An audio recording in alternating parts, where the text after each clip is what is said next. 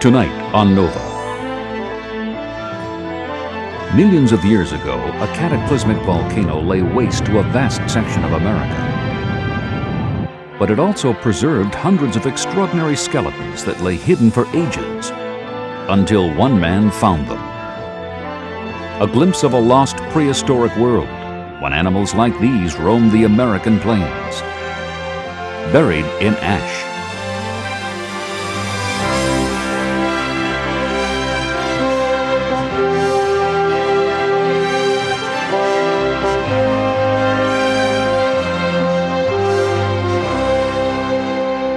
Funding for NOVA is provided by Merck, dedicated to pharmaceutical research, committed to discovery, improving health, extending life. Merck. And Lockheed, America's aerospace company, supporting math, science, and engineering education for national technology leadership.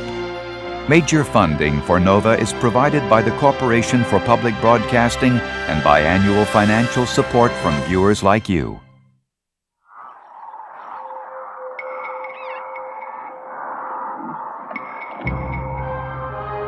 The East African savanna, a unique mosaic of sweeping grassland, scattered woodland, and open brush. Few places on Earth can support the stunning variety of animals found here.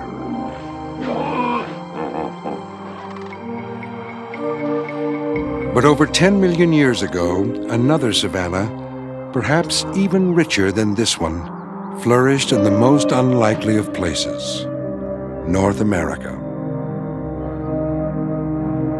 The ancient savanna that was once here looked nothing like today's treeless prairie. 10 million years ago, the climate was warmer, the vegetation was richer, and subtropical animals like the ones in East Africa prospered. New mountain ranges pushing up in North America helped create the conditions for the savanna. Later, when the climate cooled, the savanna disappeared forever. And yet, great geological forces also preserved a piece of the past. A volcano that erupted millions of years ago has given us a picture of this vanished time.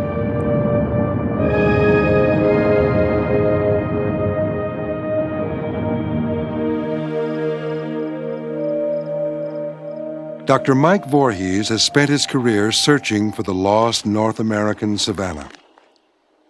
2 decades ago, he noticed a huge exposure of volcanic ash on this cliff near his home in Royal, Nebraska. And any paleontologist worth his salt would immediately, once he saw that thing, have to climb up it and take a look at it and see what's there. Mike followed the layer of ash around the cliff wall, ending up in this ravine. A routine day of field work was about to change his life forever.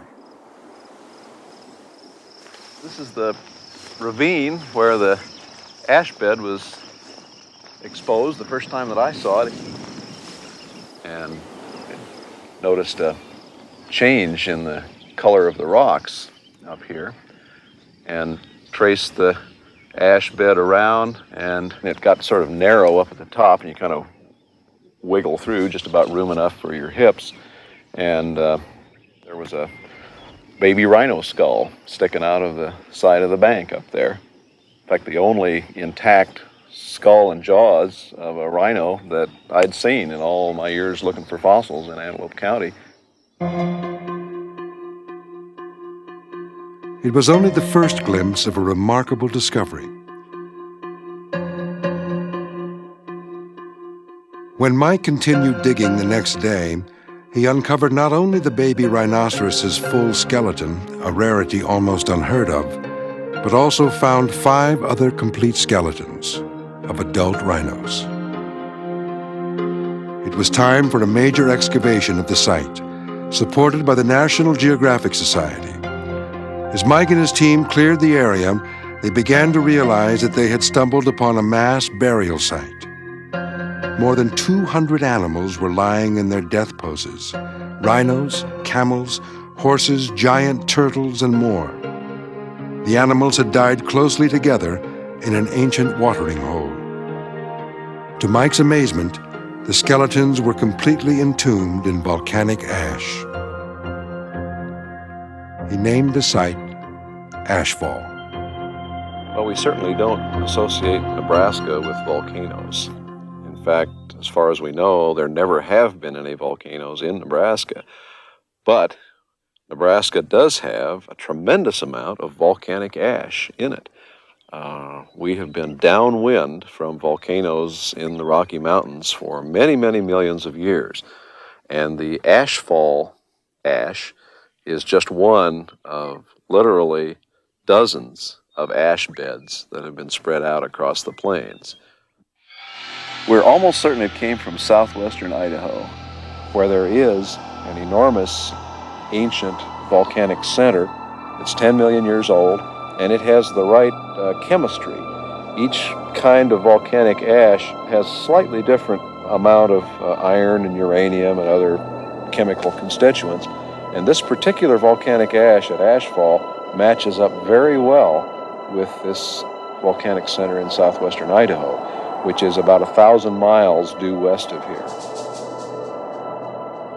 So that was a truly tremendous eruption. It was something bigger than has ever been witnessed by humans, as far as we know.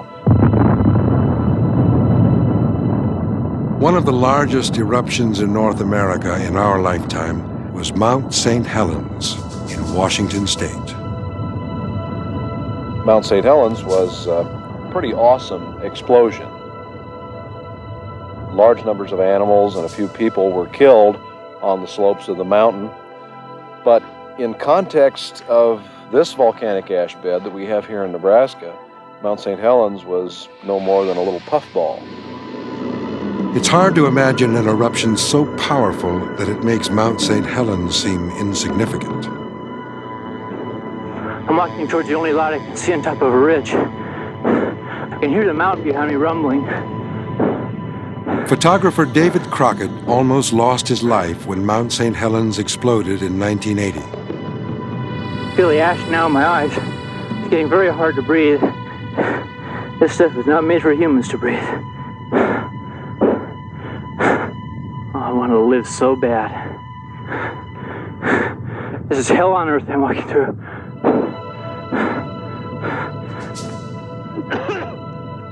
David Crockett escaped to safety. But for more than 30 miles from the mountain, great forests were decimated, flattened by the fury of the blast. It seemed as if the entire landscape had been torn asunder.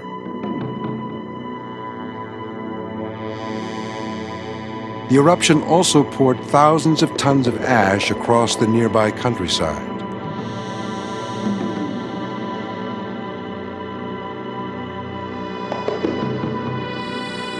Even 200 miles away, the drifting volcanic cloud would deposit an inch of ash. But the ancient volcano's eruption was at least 100 times stronger than Mount St. Helens.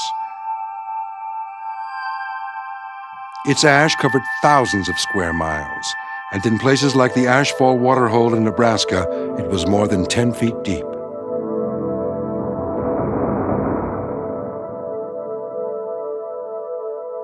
What I envision happening is that the entire landscape here, for literally thousands of miles around us, was blanketed with a fall of very fine white powder. Just imagine yourself walking across a field of snow, except that instead of snow, you've got, say, a couple of feet of volcanic dust. Every time that you take a step, you raise a cloud of ash, and you inhale the stuff. And I've looked at enough of this material under the microscope to be afraid of it, because it looks like a bunch of little knives. Volcanic ash is shattered glass, is really what it is.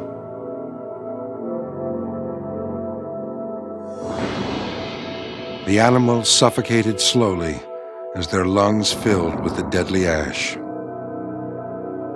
Ironically, the volcanic glass that killed them also preserved them by keeping their skeletons rigid. Most of the animals that have ever lived have left no trace whatsoever. It's highly unlikely, for instance, that our skeletons are going to survive for 1 million years. But occasionally nature provides us with a little remnant of something that was once alive. And that's really what the fossil record consists of. It's a sort of a tattered remnant of the procession of life through the ages.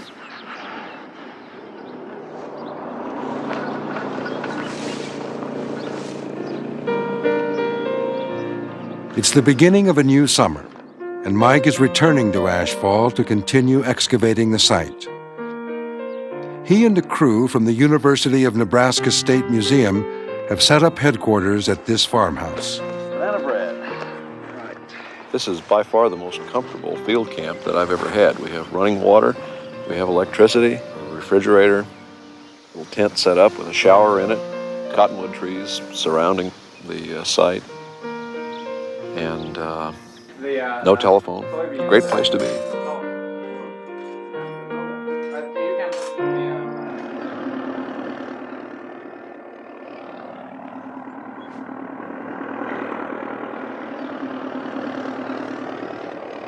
Mike and the crew work from sunup to sundown, using bulldozers to gradually remove the upper part of the ash bed, after first probing it for fossils. This exposes the lower portion of the bed where the skeletons should lie. I'm more accustomed to working this stuff by the teaspoonful, so when I see somebody moving it by the houseful, I get a little apprehensive. Without the bulldozer, this work alone would take the entire summer. Now it will only take a few hours to scrape off 10 feet of dirt to get within reach of the fossils. Next, the team marks off a grid and digs a series of deep pits, allowing them to carefully explore the layers of the fossil bed. The skeletons are crowded so closely together that extra care must be taken to locate and excavate them. My brand of paleontology is fairly low-tech in the sense that we use pretty much the same methods of excavation that were used maybe 100 years ago. It's not as though we intend to use primitive methods, it's just that there's really no substitute for excavation with small tools, fine, soft brushes, so that we don't disturb any of the delicate fossils. That's the sound that you want to hear. Metal on bone. In some ways, fossil collecting is like farming. You have to have a little bit of patience. You can't expect the crop to just pop up out of the ground and be ready for you. Like farmers, the scientists also have little control over the weather while they're working, and need to continue even when the air is full of volcanic ash. Can't keep them cleaned off for more than a couple of seconds. By the end of the summer, the giant grid is completed, an elaborate trench system that will allow them to plot out future finds. There are potentially hundreds more animals buried in the ash bed. The team has just uncovered one of them, an adult rhino. This critter with the scientific name Teleoceras has always been a mystery because its teeth and its body don't seem to go together. Normally you think of an animal that eats grass should live out on the open plains and it ought to have long, graceful legs. But here's it almost looks like nature made a mistake and gave it this barrel-shaped body and short, stubby little legs and teeth that were adapted for eating grass. But when you look at the hippopotamus, then the mystery is solved because there's a grass-eating animal with short legs.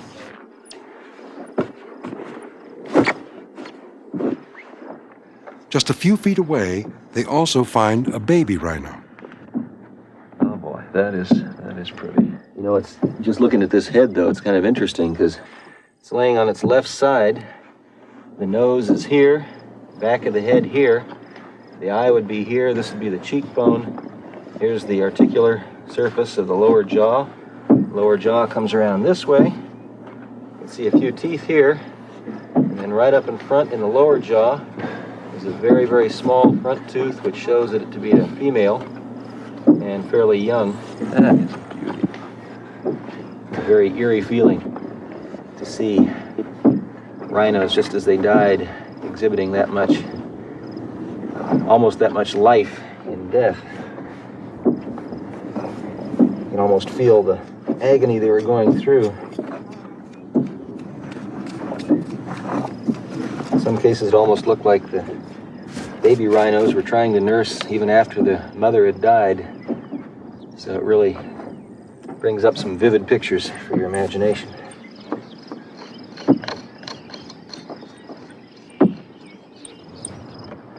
No animals became extinct because of the ash fall.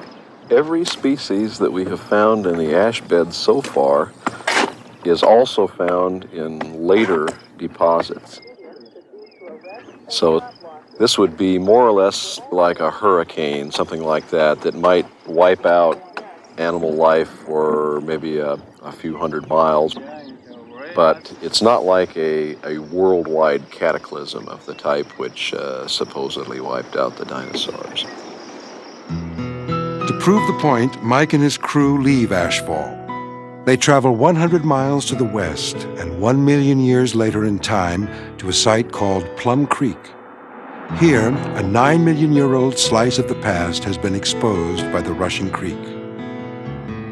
If all we knew was the Ashfall site, we would have a very, very interesting snapshot of one little instant in Earth history.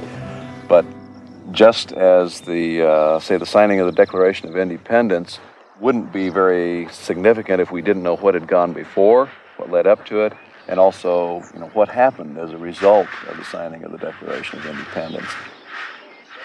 I like to put things into context, and if you're a paleontologist, the way you do that is to find as many time slices as you can. So each summer, I like to try to add another little chapter to that calendar of events. This is just a little, say, 1 million years after the ash bed was deposited.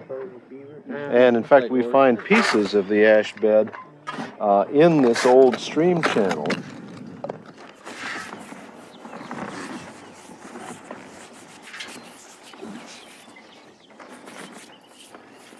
Old rhinoceros rib.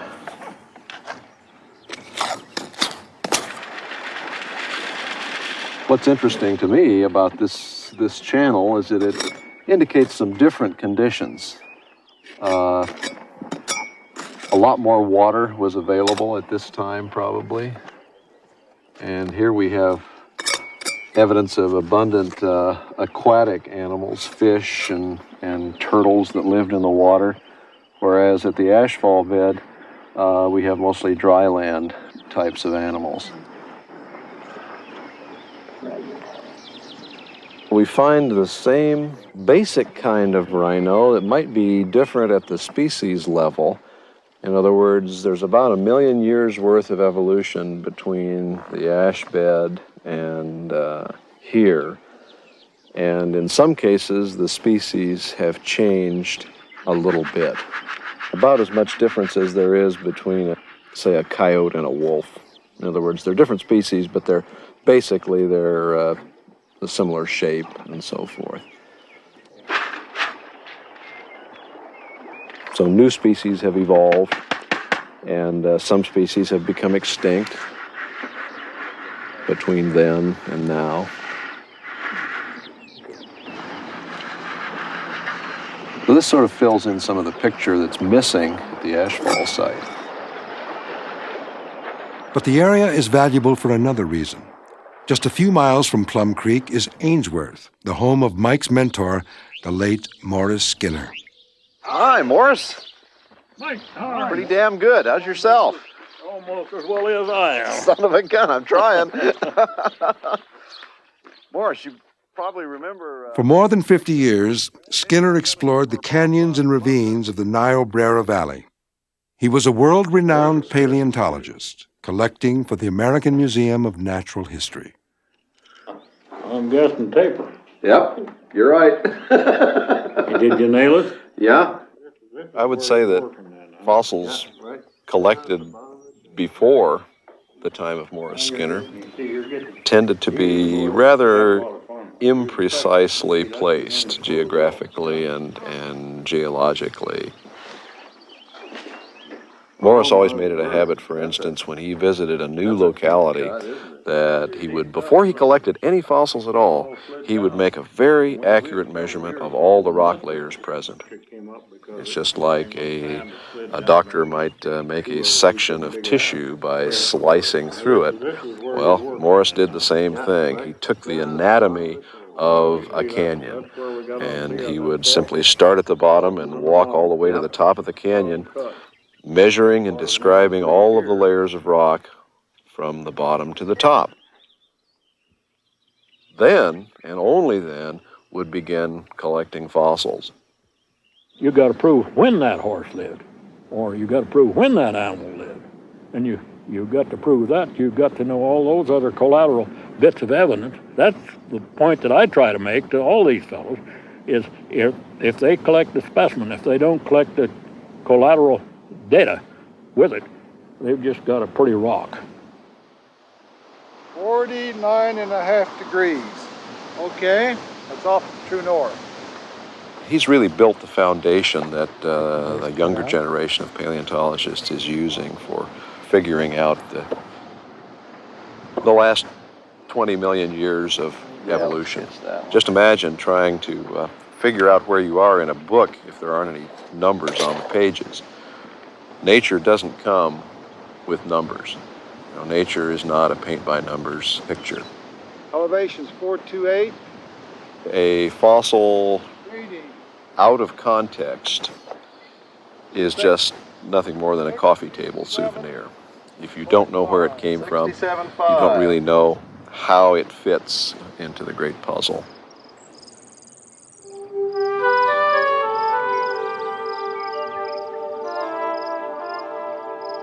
To find the next piece of the puzzle, Mike and his team head to an abandoned gravel pit called Big Springs. 5 miles and 8 million years separate this much later site from Ashfall.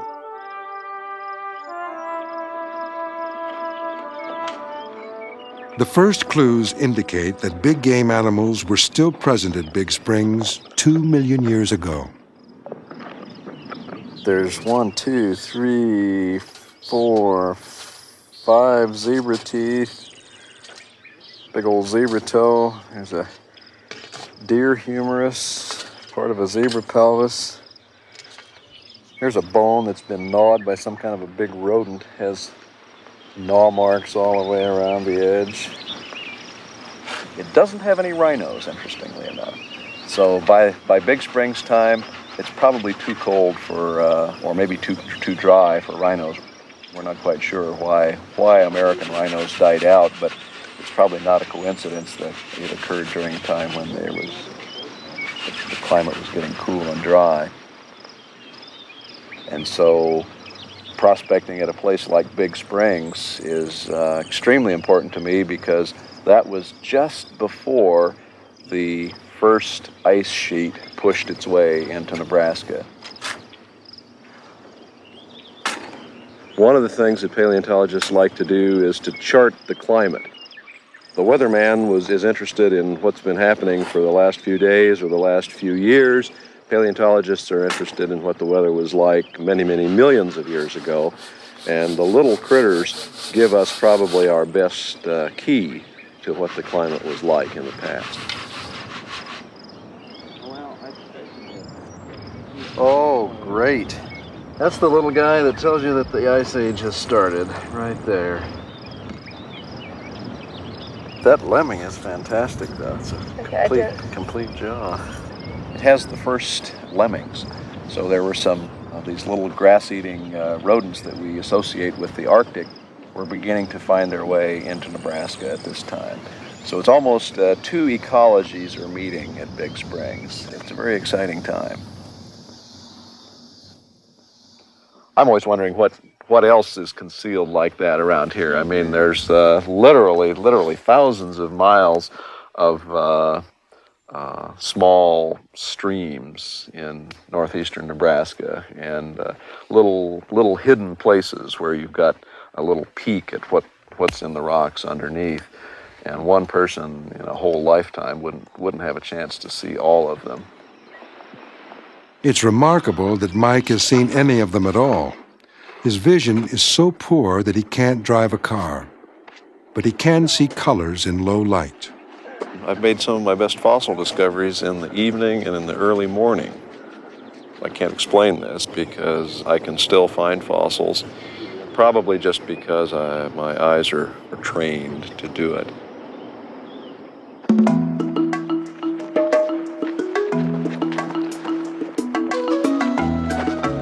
At each site, the crew hauls an unlikely bounty of treasure in large burlap sacks. People will come down and they'll watch us standing there on the screen up to our thighs in mud. And, well, what you doing? Well, we're cleaning the dirt. Well, if God had intended us to clean the dirt, he wouldn't have called it dirt, I guess, in the first place. Actually, it's very special dirt.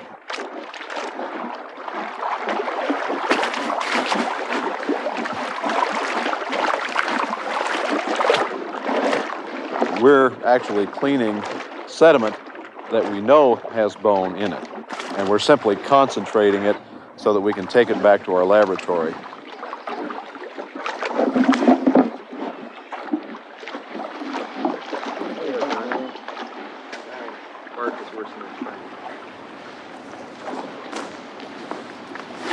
Actually, a gold miner would look for much smaller traces of gold in a rock than we would when we look for bones.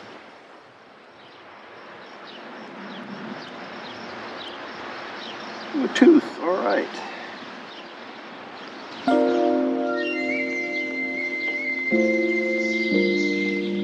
Everybody's impressed by lions and tigers and elephants, but from the standpoint of a paleontologist that wants to understand the past and know exactly what it was like, let's say 2 million years ago, if you don't have the little guys, you're missing literally 90% of the animals that were alive at the time. And so if you only knew about the zebras and the mastodons at this time, it would be interesting, but this puts them into context. This is an animal called a short-tailed shrew. This particular kind of a shrew, in fact, is poisonous. It has a poisonous saliva. So it would, when it finds a mouse that it wants to eat, it bites it, and the mouse dies from the venom. When you set out to look for small fossils like this, it's literally like a needle in a haystack. And if you look at it closely with a lens, there are things of remarkable beauty, delicacy.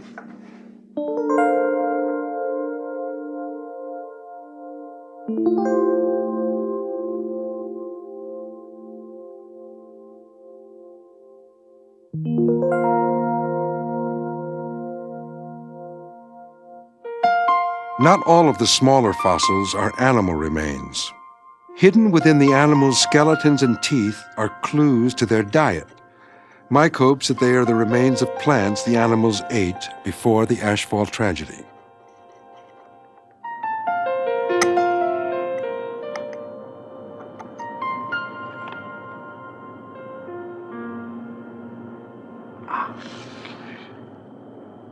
To find out precisely what they are requires detective work.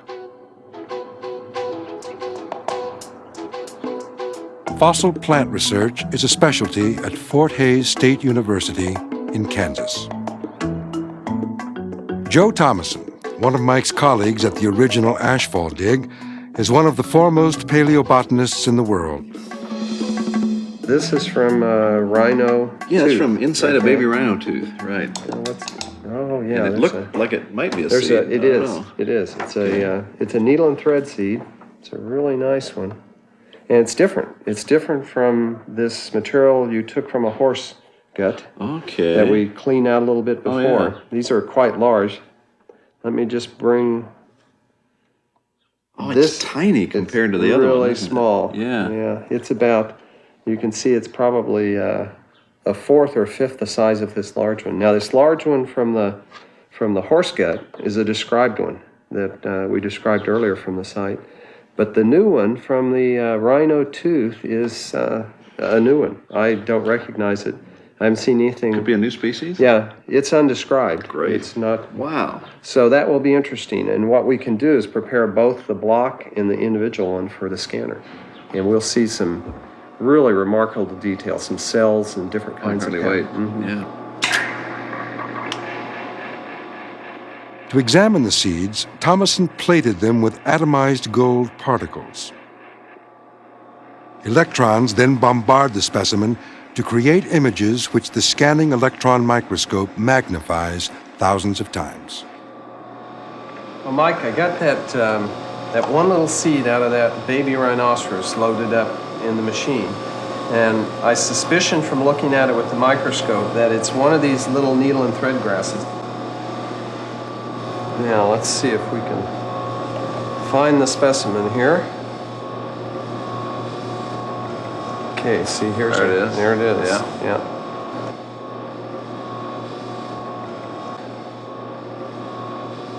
And as we step up here, you see how it gets very rough, and you see the beautiful cells come in. Seeing those hooks. And here we are up magnified about 2,000 times, and we've got one of those hook cells. So that proves for sure the little rhino was eating needle and thread Eating grass. needle and thread grass. Yeah. There's none like this that I've seen from the fossil record, so this is a new one. Could be a new species. This is a new one. Fantastic.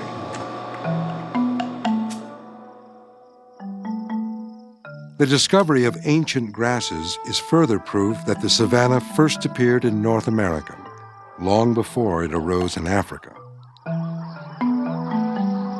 In both environments, grass became the staple food, giving rise to similar animals specifically designed to eat it.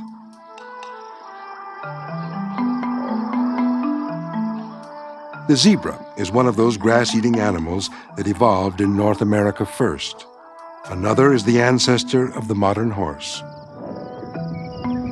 When we learned about history in school, we were taught that the Spanish brought the first horses into America. But I think that's where paleontology can fill in some gaps in the record. It's certainly true, the Spaniards did bring horses into America, but that 50 million years before that, we certainly had horses here in America. And right here in Nebraska, there's a 50 million year record of horse evolution.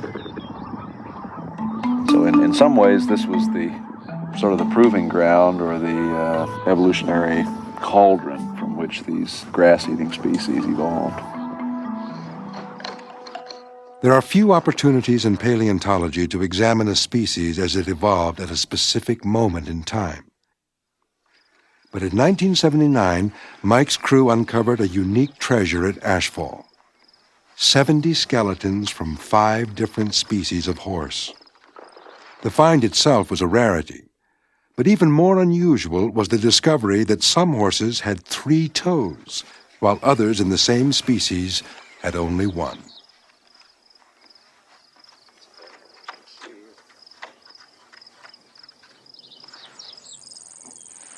We had some horses here that, at least in terms of the anatomy of their feet, were indistinguishable from modern horses.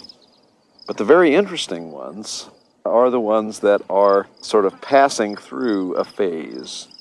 There should be some evidence of a transition from the tridactyl or the 3-toed stance to the modern 1-toed stance. And up until now, that has never been available in paleontology. There's the side toe. That's what I wanted to see. Oh yeah, this one has a well-developed side toe. So this one is not the ancestor of the modern horse. By this time, ancestors of the modern horse had already either lost those side toes or they were extremely small. Yeah, I think anybody that doesn't believe in evolution ought to have a chance to get their nose down close to specimens like this. 100 years ago, when three-toed horses were first discovered in the Niobrara Valley, this was some of the first and some of the best evidence that paleontologists were able to come up with in testing Darwin's theory. We tend to think we know what horses are, but 10 million years ago, you'd have to ask, well, which horse are you talking about? We had horses living in Nebraska at this time, ranging in size from, say, collie dogs up to the size of a Shetland pony.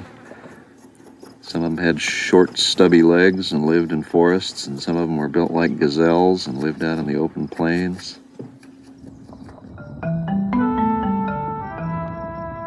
Prehistoric horses thrived in North America until 10,000 years ago, when the last ice age and human hunters led to their extinction.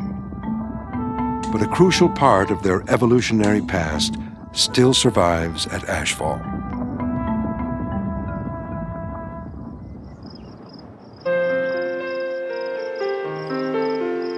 To protect the fossils still being uncovered at the site, Mike and his team have planned a new state park with a building that will surround the exposed skeletons in the ground. This one will be with its hind end in the building.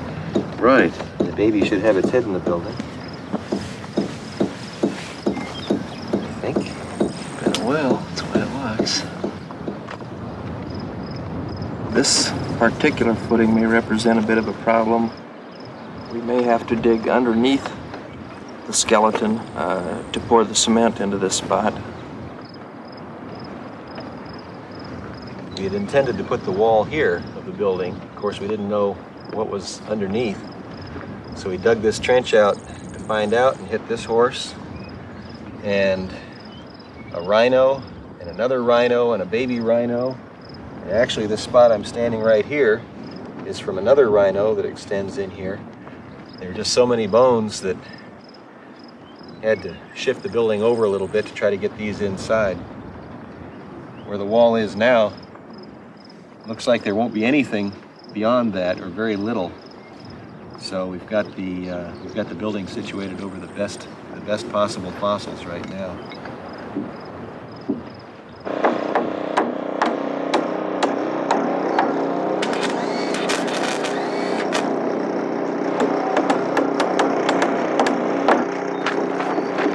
I think one thing I like about it, it's going to look like a barn. It'll fit right into the landscape here. So the rhinos will be tucked in for the winter.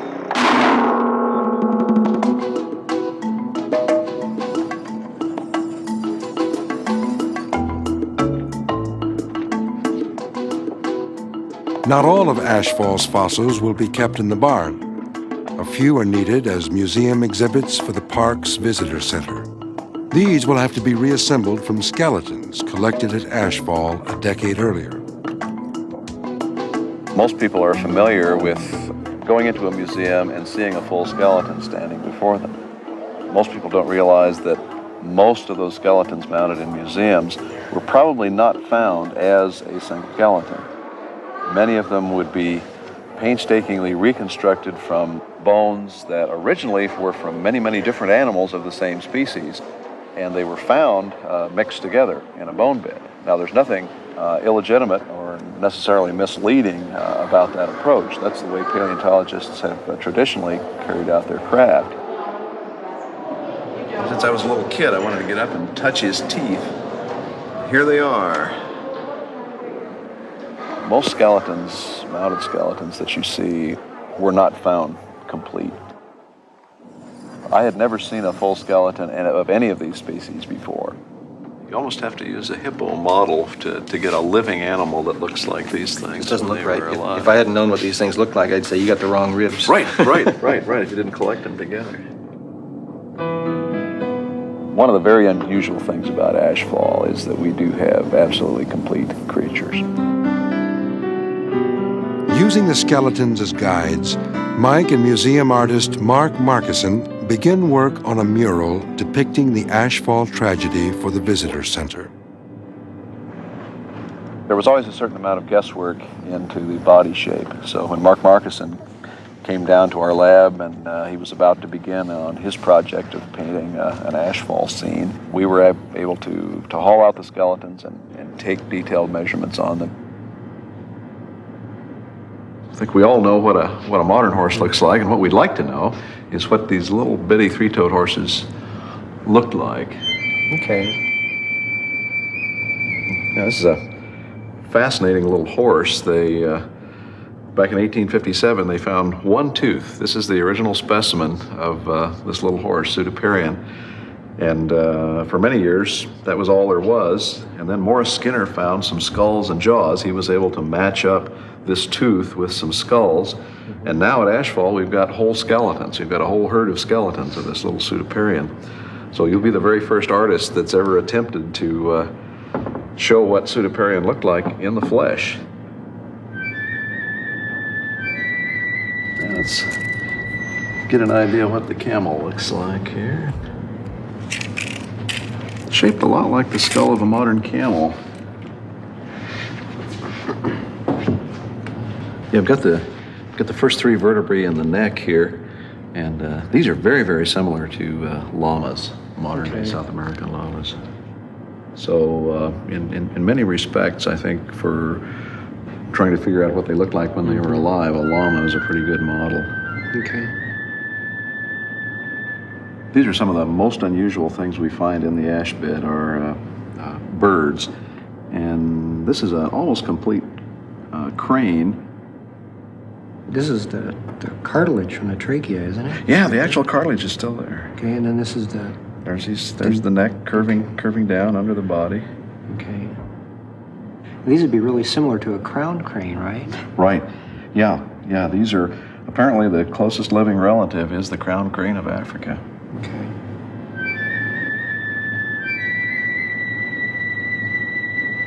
You start, first of all, with the skeletal structure, and after you are able to draw that out and put it together on a piece of paper, then you can go back in with information gleaned from the modern animals, their closest living relatives.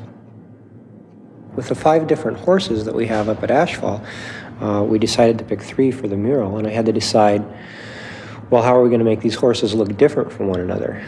So on one of them that looked a lot like a zebra in terms of its build, I chose to use variation on a zebra theme for the stripes and the color of the coat. So the idea is to really to see what you can come up with, but still to have it look realistic. But in terms of the actual structure and the look of the animal, we think we can come pretty close to what they actually looked like.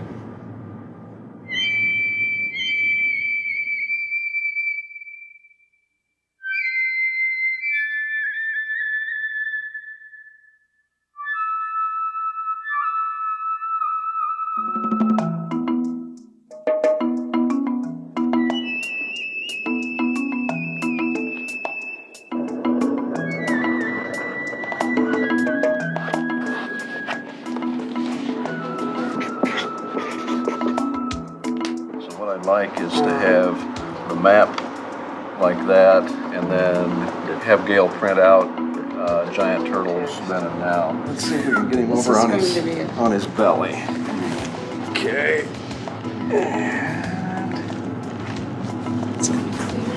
It looks good at the front. Oh, this looks great. Look over there. Oh, okay. I'm gonna have to adjust the front leg here so that the sole of the foot is flat on the ground.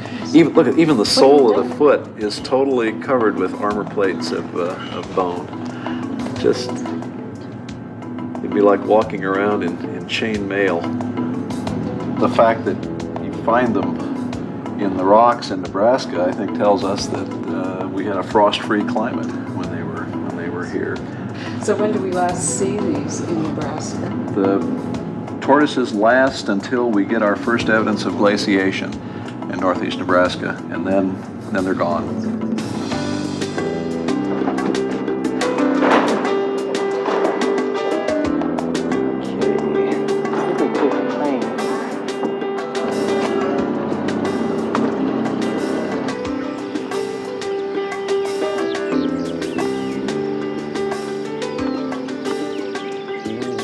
Go through there? We're going to find out, aren't we? Nope. Nope.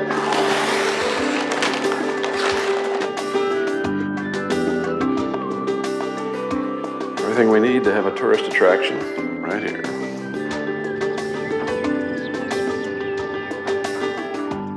Only days remain before the park's grand opening.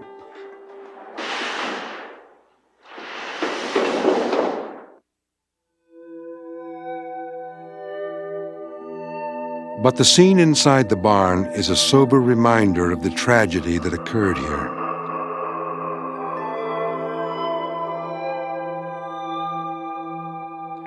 Complete skeletons of rhinos and horses are intertwined. Off to one side lie disembodied camel jaws and scattered ribs, a testament to the animal's painful death. Well, in science, you're not supposed to read into scientific specimens any human qualities. But I must admit, I try to empathize with the animal. It's hard not to do that when you've got a whole skeleton.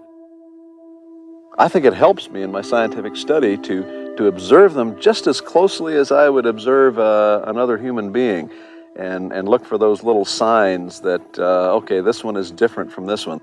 This is not anthropomorphizing. I think it's just getting in touch with the realities of your science. One sign led to an important discovery. White bone deposits prove the animals suffocated for days. Oh, this is ugly.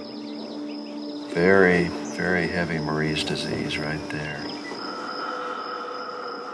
This animal probably had the lips pretty well swollen just before it died.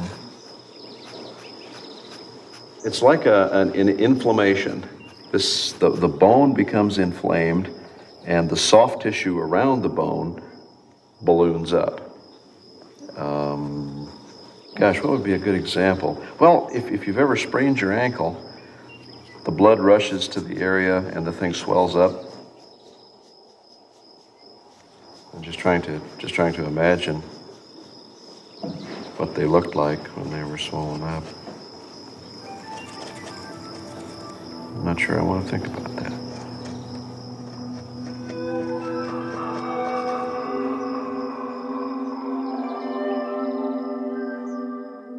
Most of the complete skeletons are of rhinos.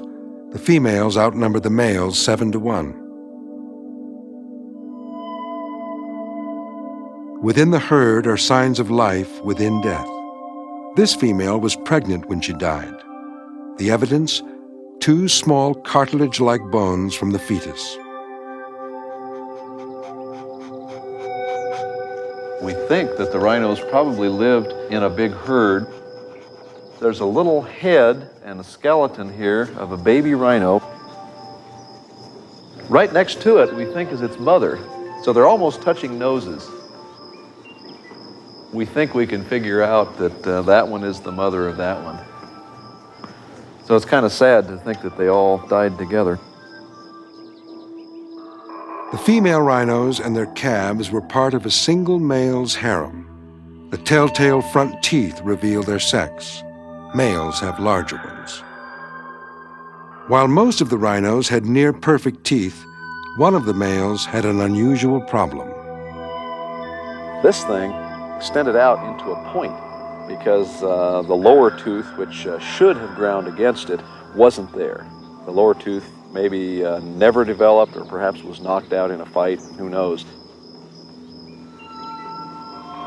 And sometimes I wake up at night thinking about what would have happened if the glaciers had come another 5 miles west of where they did.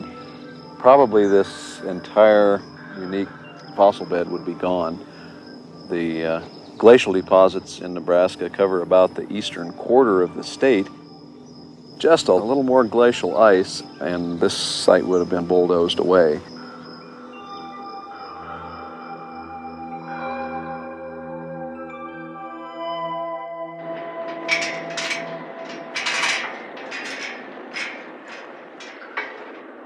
Opening day finally arrives in June.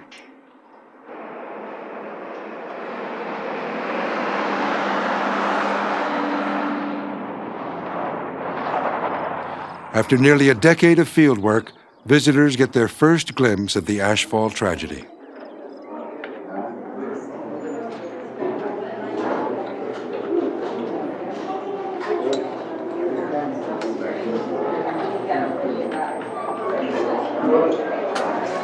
Oh, well, looks like glitter. It does. Scattered bubbles of black. Look at it carried far down. In a public setting like a park, potentially we can reach thousands and thousands of people. If maybe 5 or 6 kids come out here and can learn something at Ashfall Park, they can learn that there are scientific discoveries out there that they themselves can make. Not everything has already been discovered. How come they all died in one place? Well, we think that they were coming here for water. These bones, actually as they were, It's remarkable, they don't seem to be petrified at all. almost never get this kind of evidence about how the animals lived and how they died. Visitors can ask questions of the scientists at work. Here, someone wonders about a leg bone lying on top of a skull. When we see this, it's always on the part of the carcass that has the best meat. And we actually think that that was pulled out of there by a big meat-eating animal. Now, we're still looking for the skeleton of an animal that's big enough to tear the hind leg off a rhino. We haven't found it yet, but we suspect that somewhere in the ash bed we're going to find either a big, maybe a bear dog or a saber-toothed cat. To me, the fun of a park like this is that we're going to leave them here in the ground so everybody can come down and make up their own mind. So in this case, we don't have to resort to any sort of trickery at all. I mean, we're going to leave them just exactly the way we found them, and leave them here for future generations that, they might be smarter than we are. I hope they are, and they can come up with their own ideas.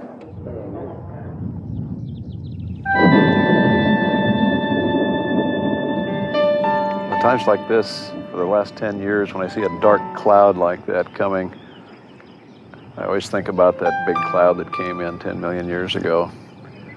It's hard not to be really overwhelmed by the power of nature. If we don't have some appreciation for our natural heritage, some sense of wonder and awe at the world around us, we're reducing ourselves to the levels of unintelligent savages, I think. I'm convinced we haven't found the whole secret here. We're still waiting for our first elephant. We're still waiting for our first saber cat. I think around the next bend in the water hole, we could get a whole new group of critters. So that's what keeps us going.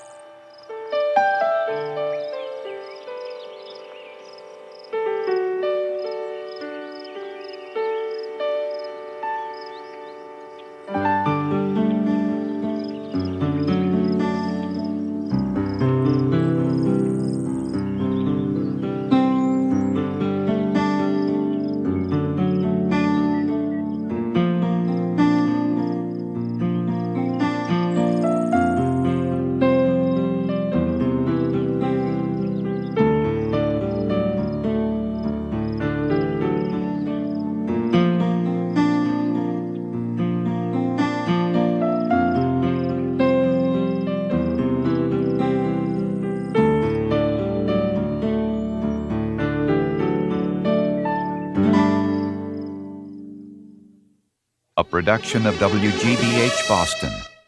Funding for NOVA is provided by Lockheed, America's aerospace company, supporting math, science, and engineering education for national technology leadership. And by Merck, dedicated to pharmaceutical research, committed to discovery, improving health, extending life. Merck.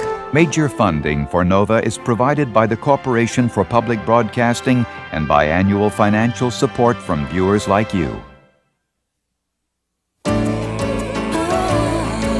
This is PBS. For a transcript of the NOVA program you've just seen, send $5 to this address or call 1-303-831-9000.